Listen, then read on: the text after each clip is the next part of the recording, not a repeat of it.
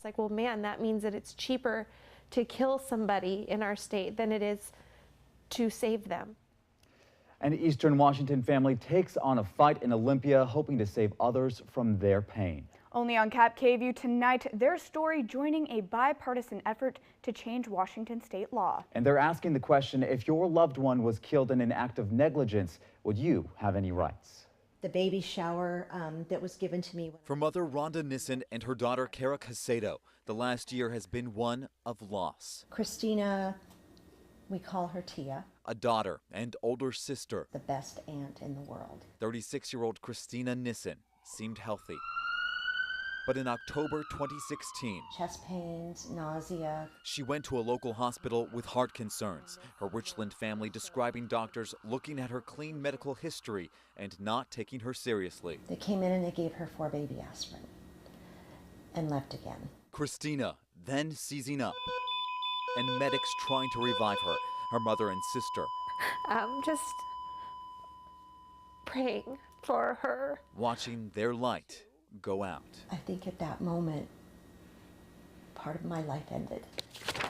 Sister Kara Casedo determined for answers. An autopsy later revealing Christina's cause of death was not cardiac arrest, but actually a form of arterial blockage not addressed in the emergency room.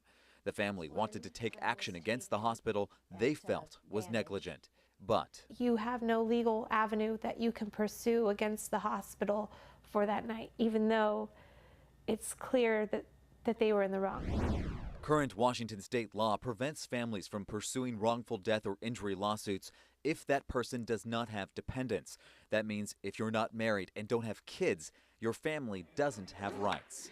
Good morning and welcome to the Senate Law and Justice Committee. But in Olympia, a fight led by Democratic Representative Sharon Tomiko Santos aims to change that law. A person's love for their child doesn't stop just because they turn 18 or 21. Washington, one of only 3 states with a law like this one. The current law is discriminatory.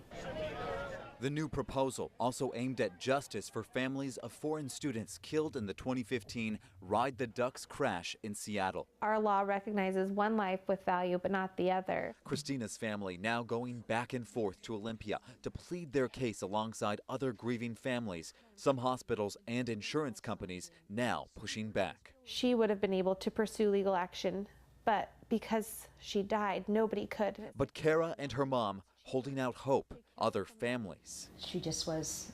Don't lose. Everything. Their lights too. Absolutely everything. A House and Senate bill are still in committee, but Representative Tomiko Santos says she hopes to push it through and have it enacted later this year after this legislative session.